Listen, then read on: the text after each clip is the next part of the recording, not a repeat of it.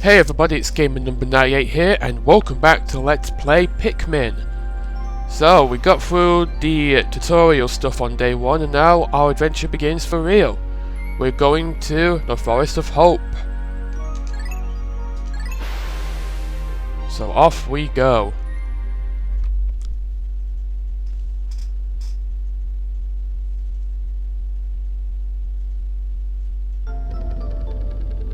So after a bit of loading, here we are. And well, we got some really nice music, which I will say is definitely one of the better things about Pikmin is the soundtrack. It's just very peaceful, very serene. Sometimes it's not fitting for the situation, but I still like it a lot.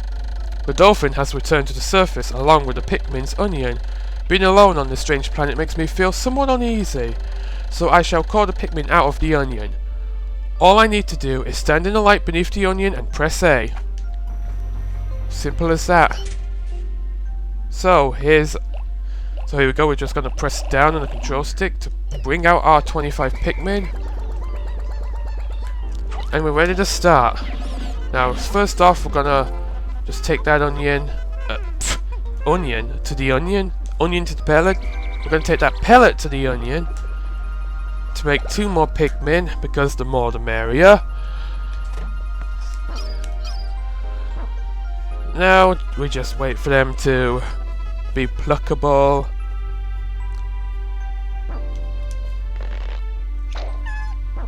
Yeah, hi. Yeah, I'm looking at you. Or is he saying lucky me? I don't know. I always thought he says lucky me, look at me. But he probably says look at me. Or lucky me, not look at me. Ah, here we go. Nectar. If you find pieces of grass like this, the Pikmin will pull it out, and it can pull out nectar. Another intriguing discovery. A local variety of grass produces a sort of yellow nectar. When the Pikmin drink this delicacy, they instantly mature into flowers. This apparent Pikmin favourite seems to be full of nutrition. Closer observation is needed to determine the strengths and peculiarities of these flower Pikmin.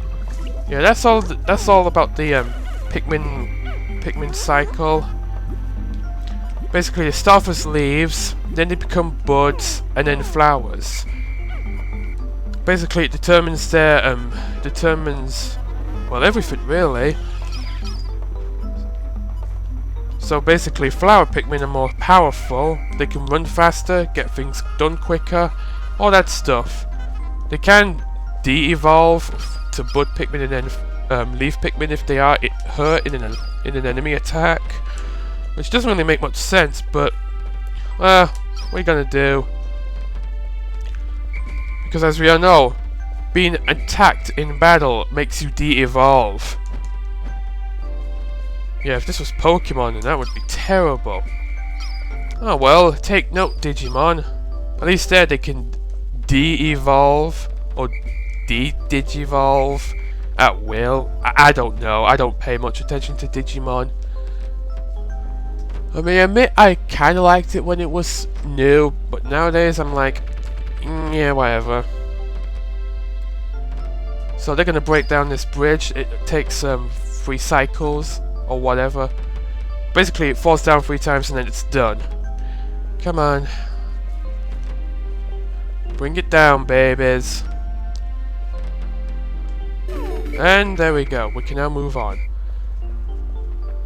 Alright, so we're going to start seeing some enemies. This game has enemies. It wouldn't be very interesting if it didn't. So our first enemy are these dwarf Bulborbs. They're pretty much the recurring enemy of Pikmin. The small ones die instantly if you just throw Pikmin right on top of them.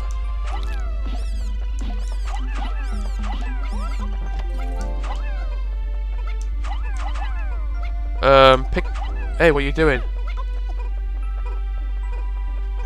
So they're just gonna take that back. When you beat an enemy, then most enemies will leave behind their carcass, so you can take that back and make more Pikmin. Pretty graphic, isn't it? We got a 5 pellet up here. We're gonna get a good amount of Pikmin right now. But you also notice that there's yellow pellets. Now what could that mean, I wonder? Dude, it's obvious. Right, more dwarf Bulborbs. Your best bet is just place the cursor right on top of them and then throw. And that will guarantee an insta-kill. Watch out, because this also gets into another big mechanic of Pikmin is that your Pikmin can actually die. Your Pikmin can be eaten by the enemies. Because this is a very cruel ecosystem where every other living being on this planet hates Pikmin. They're like the bottom of the food chain. No, Oliver's the bottom of the food chain. Because he cannot do anything by himself. Yeah, hi. Hi. Yeah, you're lucky. Yeah, it's definitely lucky me, it's not look at me. Ah, my young, naive self. My past self. Former me, etc. Right, just a few more things to pick up, make more Pikmin. And you know, while I'm going through this, there's something I wanted to discuss. I mean, this episode might turn out being nothing but me just talking about this, but I just wanted to give my first impressions on the new Nintendo console, the Wii U. Because as you lot knew, I ended off Majora's Mask with, you know, just before it came out. And well, the game store I pre-ordered it at had, of course, a midnight launch event where you could just turn up there before midnight. And well, you'd be in the queue, and you could pick it up at the stroke of midnight. Of course, you still had to be in the queue, so they would start selling them from midnight. And speaking of that, it was actually pretty damn funny what was going on while we were waiting. Basically, one of the guys working at the game shop, who was all, you know, tense and full of anticipation because he was watching his countdown clock that was, you know, at the till. And he was just there anticipating it as it was counting down. It was counting down and, you know, he was just there going, yeah, come on, any moment now. So when it hit 0, there was meant to be a sound that was meant to chime, but when the stopwatch hit, or time or whatever, hit 0, nothing happened, and he was just there going, what's going on? Wasn't something meant to happen? And nothing happened because the sound didn't play. So after a whole 1 minute, he realised. So he's like, oh yeah, we better start selling them now. Anyway, we've got a new ship part here. Why, this is the Eternal Feud Dynamo. It has an unlimited energy supply. I won't have to worry about saving electricity anymore. This will make my fight for survival a bit easier. If only it was like this in today's economy. Infinite power supply. No electric bills. And that Pikmin just randomly gave up. And so did that one. You need a massive 40 Pikmin for this one. So it's quite heavy, especially for only the second ship part we've seen. So anyway, after a bit of a delay with the Wii U selling, they finally started seeing each other one by one at the till. They had all the Wii U systems in the back there, and they had the names of everybody who pre-ordered it, and I saw mine right there. Because I pre-ordered the premium pack, which is the one that comes with Nintendo Land. I mean, since you had, you know, 3 different bundle offers.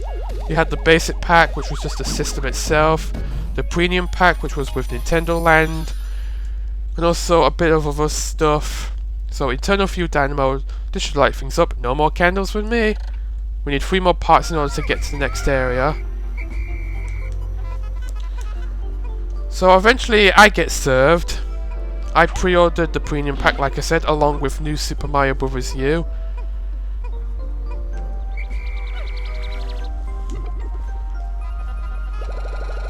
And so once I got it, I headed for home. Ordered a taxi and made it back home. Let's not go that way yet. So I get back home with my brand new shiny Wii U console. I do all the unboxing in front of my mum. And she's all like, ooh. She's like, ooh, ah. So then after about 20 minutes downstairs, I go upstairs and I I start setting up the Wii U console while it's like, what, 1 o'clock in the... 1:30 in the morning by that point? Oh, great. My clock has indicated the coming of noon. From now on, I must pay close attention to the sun meter on my monitor and choose my actions accordingly. Oh yeah, we should get into the time system here. Across the top of my monitor are the sun meter and the day display. At the bottom of my spacesuit damage meter and Pikmin gauges, blah blah blah. Excuse me.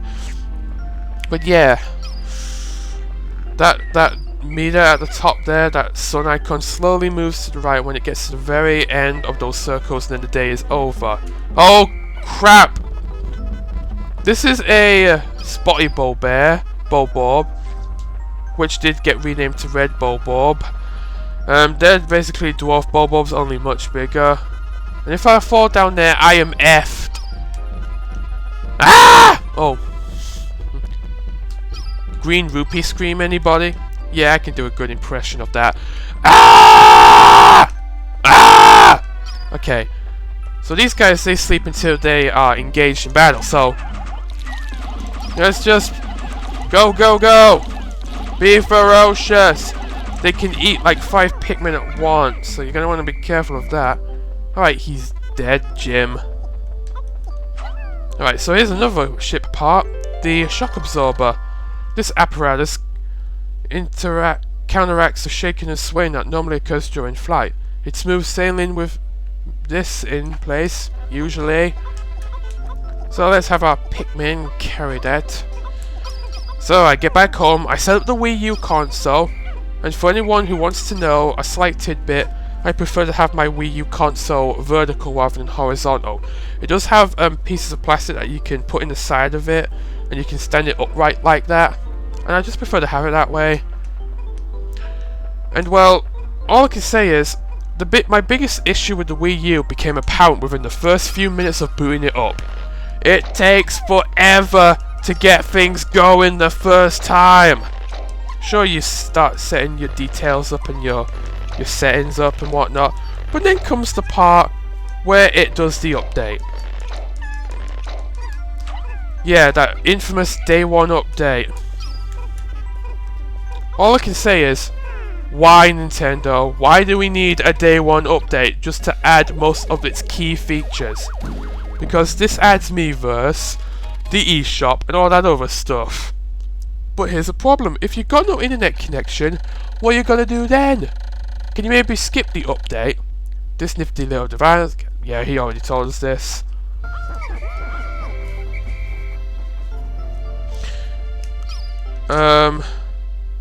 Shouldn't there be more Pikmin? Oh yeah, they're in the ground, herp derp. So we're at 96 Pikmin now, once we pluck all these. So yeah, this update, it took like a whole hour to download and install. So yeah, I was finally chuffed when the update was done.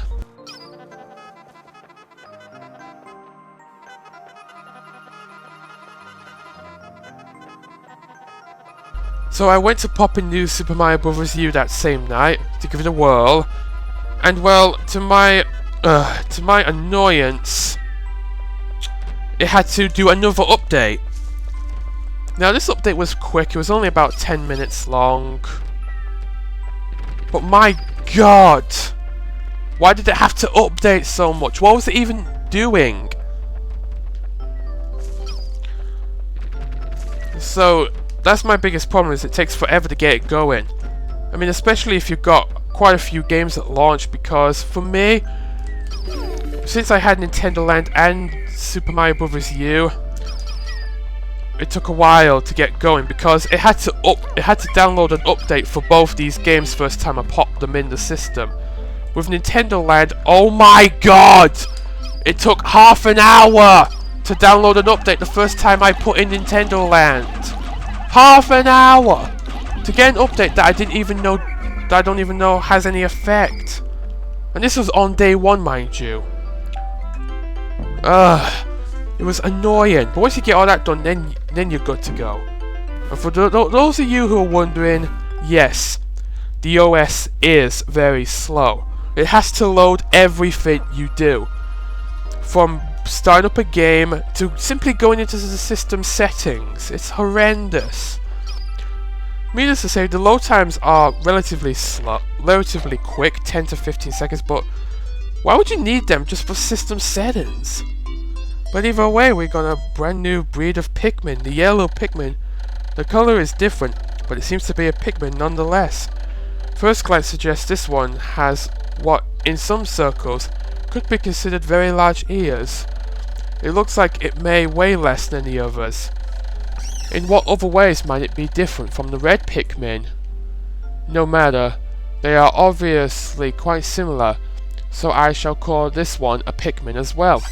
So we have a new Pikmin, the yellow Pikmin. These have quite a few new differences. They can indeed be flown further.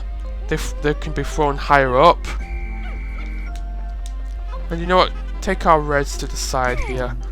But they have another big key feature, which we'll be getting into in just a minute. Now I will say, while the load times are normally very bad, for me, in the actual games themselves, they've been really good. In fact, nearly non-existent. Oh yeah, this is a rule here. You can only have up to 100 Pikmin on the field at a time.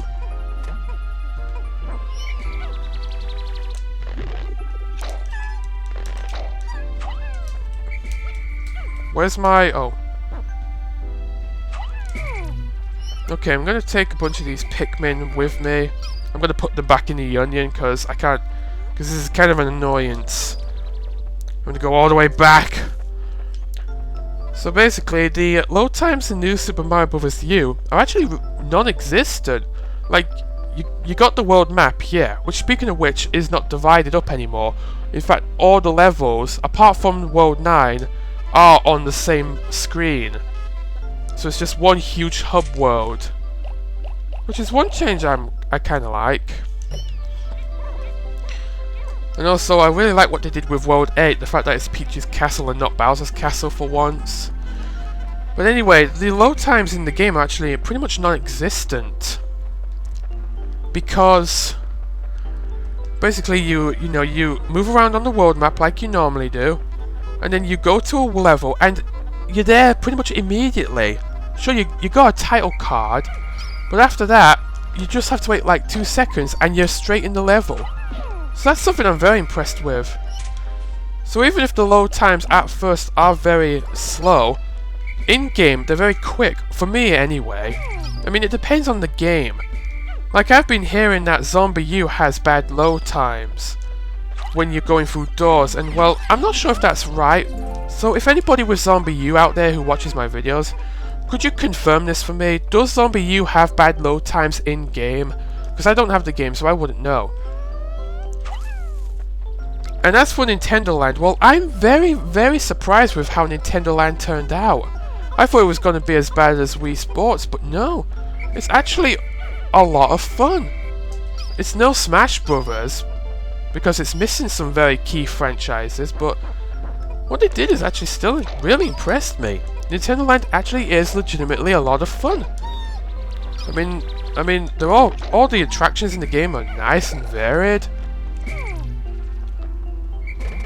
I mean, I especially love the Zelda attraction, and it's nearly night time.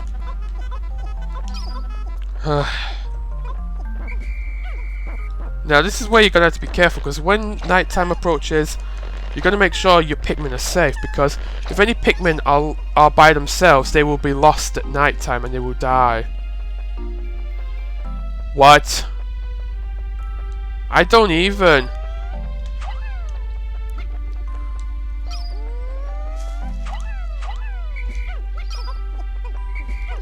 Okay.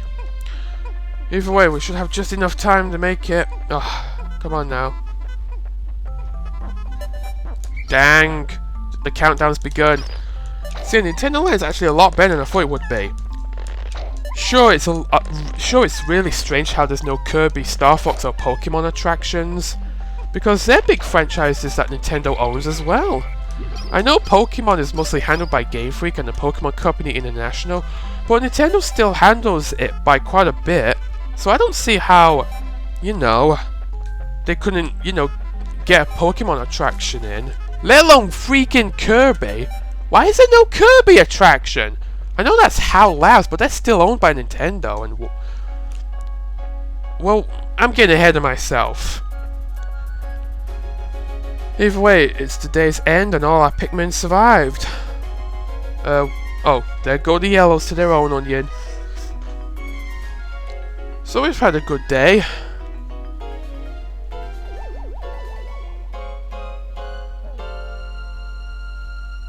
Now this is where you figure out if you did lose any Pikmin, left any behind, because they will die. They will always die. If you see any Pikmin run to the base but end up getting eaten or killed, then you know you left some behind. It doesn't really tell you how many until the next screen comes up. Either way, we've got the journal here. 2 days since impact. It appears that many of my ship's parts have landed in this region. If I can just recover the parts of my radar, I should be able to use my radar screen. Oh, I already read that. Yeah. We'll be getting that in the next episode. Yeah, there seem to be many hostile life forms here. If I am attacked and my spacesuit takes damage, I must return to my ship, stand in front of it and press A to make suit repairs. As I explore, I must pay attention to my suit's damage meter in the bottom left corner of the screen. So we had a good day. No Pikmin deaths. A lot of Pikmin were born today. So we encountered yellow Pikmin. We'll be actually using them more in the next episode. But for now, let's leave things off for now. So next time on Pikmin, we'll return to the Forest of Hope and discovering the true potential of the yellow Pikmin. So until next time, see you later.